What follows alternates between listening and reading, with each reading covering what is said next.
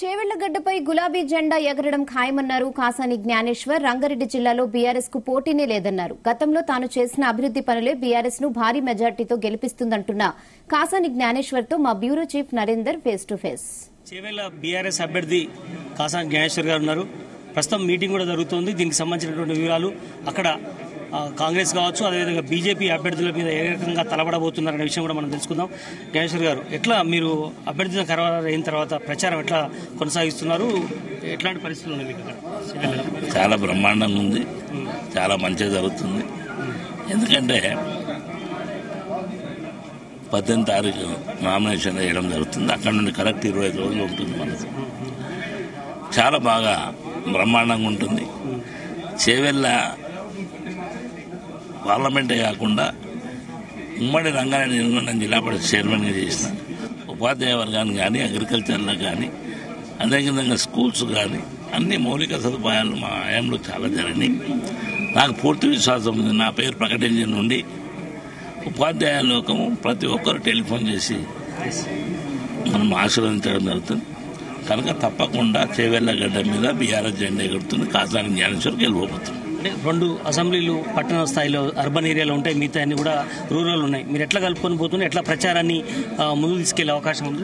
ఎట్లుందంటే మీరు అన్నట్టుగా చేవెళ్ళ పార్లమెంట్లో రూరల్ జిల్లా ఉంది, అర్బన్ జిల్లా ఉంది.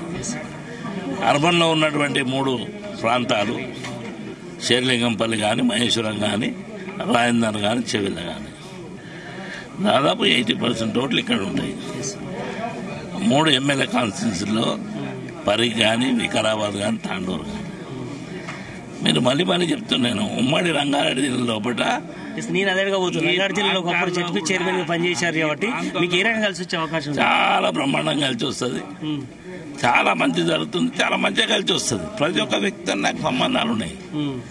నేను ఎస్సీ ఎస్టీ బీసీ మైనార్టీ పెట్టినా, 93 కులాలు పెట్టినా, రీజనల్ పార్టీ పెట్టినా, కుల సంఘాలు పెట్టినా, ఎమ్మెల్సీ ఉన్నా, జిల్లా పరిషత్ చైర్మన్ ఉన్నా. ప్రతి వ్యక్తితో అనుభవం ఉంది. మంచి డెవలప్మెంట్ చేసినని నేను అనుకుంటున్నాను. మీరు కూడా కనుక్కోవాలి మా గురించి ఏమంటారు. మీరు దయచేసి నాకు మళ్ళీ చెప్పాలి. అన్నిటికైనా ముఖ్యం మీ ఆశీర్వాదం కావాలి. చివరిలో ఈ రోజు పార్లమెంట్ సమావేశం ప్రకాష్ గౌడ్ రాలేదు, ఎట్లా దాని? నేనే అలా మనమరాలది పెళ్లి ఉంది ఎల్లుండి రేపు, కనుక వాళ్ళ మనుషులు అంతా వచ్చిర్రు. ఆయన కూడా మాట్లాడిండు. వాళ్ళ మనమరాలు పెళ్లి, ఇలా పెళ్లి పిల్లని చేస్తుంది. అందుకే నిన్న చెప్పాను. ప్రధాన పోటీ ఎవరెవరి మధ్యలో ఉండే అవకాశం? అసలు పోటీ లేదా, సింపుల్ గా గెలుస్తున్నాం. మీరు రాసుకోర్రి, సింపుల్ సునాయాసంగా గెలుస్తున్నాం. రైట్. మొత్తానికి తన గెలుపుని ఎవరు కూడా ఆపలేరు. ఖచ్చితంగా బీఆర్ఎస్ జెండా ఎగరవేస్తామని కూడా కాసాని జ్ఞానేశ్వర్ చెప్తున్నారు. కెమెరా పర్సన్ కృష్ణతో నరేందర్, జీ తెలుగు న్యూస్, తెలంగాణ భవన్ నుంచి.